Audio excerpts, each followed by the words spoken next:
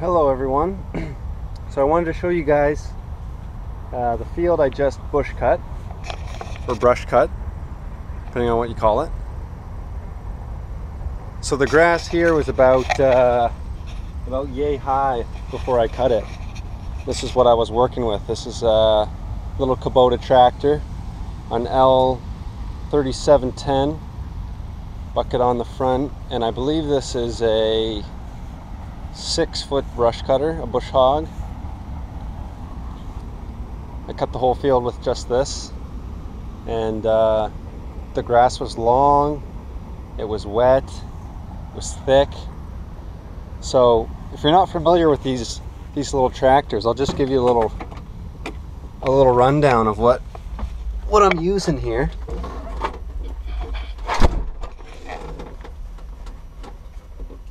So this is what I'm working with. Little Kubota Tractor. It's a hydrostatic, so it has 3 gears, medium, low, high. I never run it in high unless I'm traveling, because it's hard on your machine to run it in high when you're doing work. If you're just traveling around, it's okay, but if you're brush cutting or plowing snow, I never run it in high, always either medium or low. It's a 4x4. That's what this knob is right here. That's the clutch there. You press that when you're changing gears or when you're going in to start it up. This is the RPMs here. So I usually run it about 1500 RPMs or between there. I never go over 2000.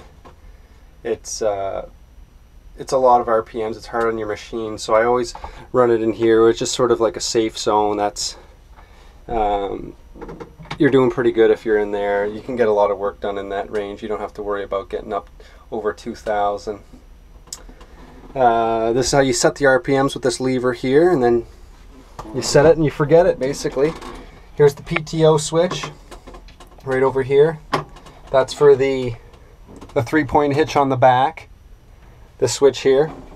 So you kick that on, touch the clutch, hit that on, release the clutch slowly. This is what this lever here controls the height of the brush cutter. So you always sort of have your hand on that lever because you want to have constant control over the height of this deck. If you realize you're cutting it maybe a little too short, you got to lift that up a bit, or else you're going to scalp the lawn. Also, if you're too high, you got to move it down. So you're always sort of touching and playing around with this. If not, and if you just left it and you didn't worry about that, you wouldn't have a very good looking cut after that. So you're always playing around with this. This here just sort of stops it. I don't want to go lower than that, or else I'd really just cut up the yard. So what I did was I put a stopper here to prevent me from going any lower. But I can always go higher. I can always move the deck up higher, but not lower than it is right now, or else it'd be way, way, way too low. Moving over here, this is the pedal for the hydrostatic. Back, if you hit it back, you go backwards. If you hit it forwards, you go forwards. And this controls the bucket. So I'm about just to fire up now.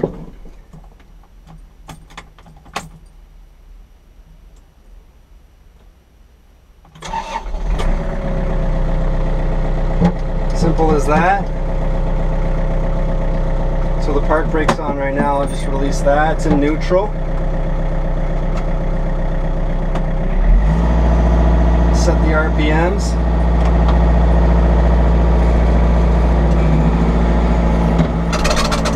Lift the bucket.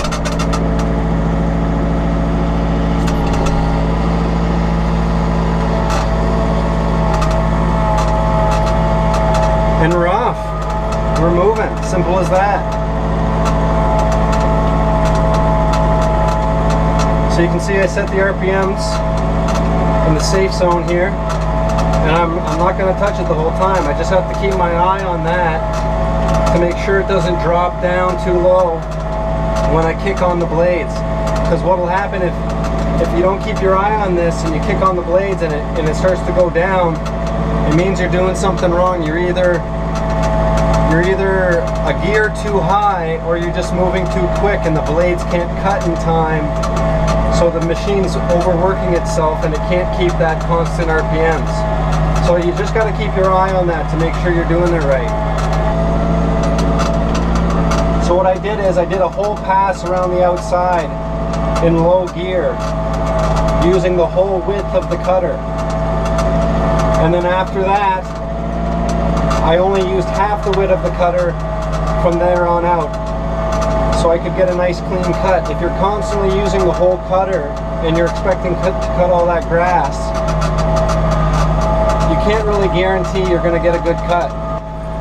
It's a nice clean cut, and that was because I overlapped the blades on each pass to make sure that I got a nice clean cut, and I went in a low gear the whole time. So over here is where I got to cut next, to give you guys an idea what it looks like. I'm just going to drive to the back here so we can get a better look at it, because there's a few different obstacles you got to consider when you're doing this. So you want to set yourself up in the right spot to start.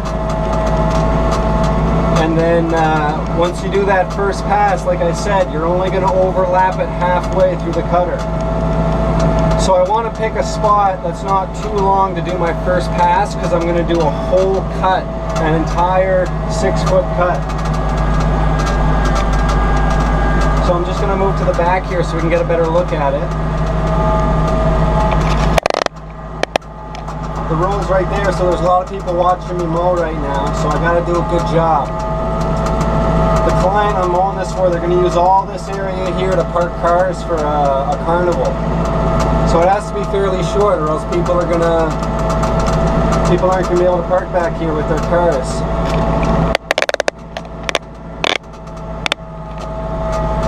Alright, so I'm just going to go right to the back, and we'll check this out.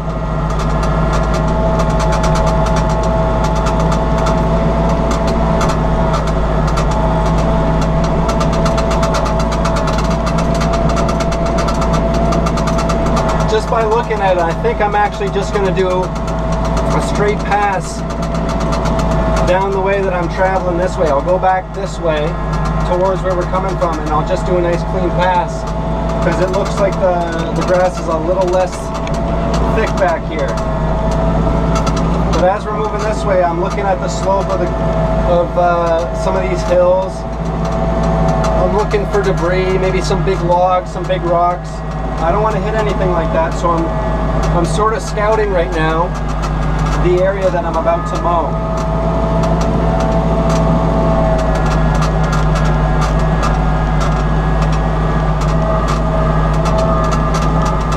So we've got a bit of a road here, so a great place to turn around back here, so that's a good thing. So I'm just going to back myself up, and I'm going to probably start doing the strip right here. I'm just going to go over, I'm going to outline these trees, and then once I get to the middle, it's pretty short, it's pretty, it gets a lot of sun, so it's not as thick down there, but some of these other areas along the trees are pretty thick, so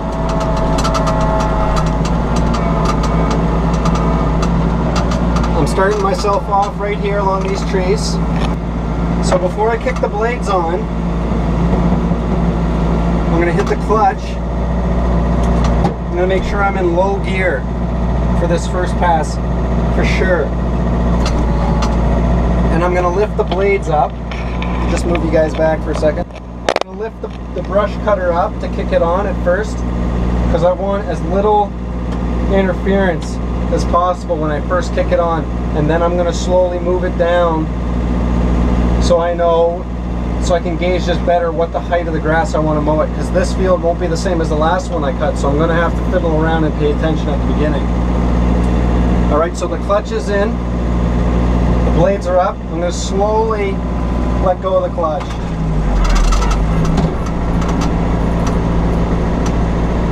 So you felt that, there's a little jiggle there. The blades are now on. I'm in low gear. I'm going to drop down the back there, because you can see it's It's a little higher than it needs to be.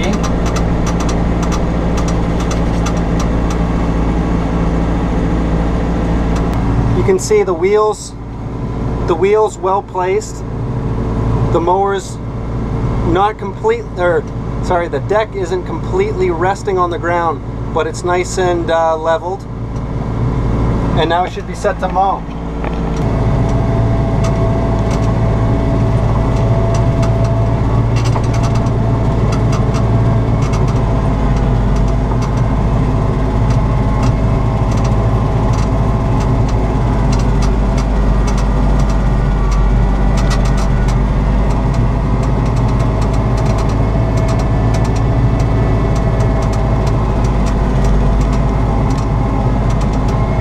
See, I'm not worried about speed right now. All I'm worried about doing is giving myself a good starting point to mow the rest. So I'm going to take my time on this first pass to give myself a good strip. And then from this strip on, I'm just going to do half the width of the mowing deck. And then I won't have to go as slow, and I'll still get a nice clean cut.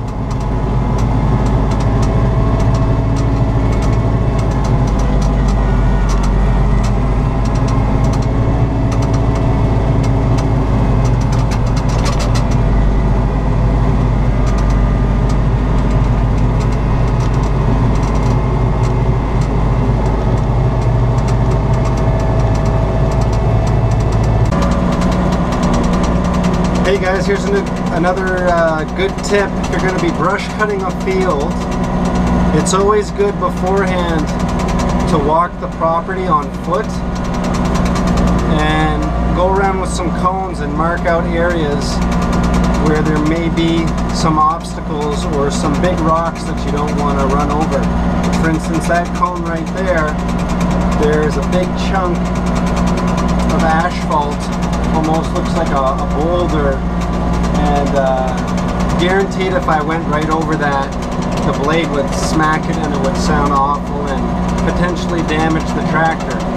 So it's always good to have a couple cones on hand or a couple stakes with ribbons tied to them. That way you can mark out the areas that you know you don't want to get too close to and that you should avoid. I finished mowing the field. So this is what it looks like now that it's all done. I'll show you guys a little better out front here. That's what it looks like now that it's all done.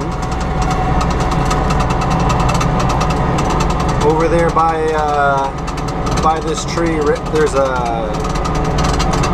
what looks like a leftover piece of maybe a foundation or an old building that used to be in this field. So that explains the long grass that's over there.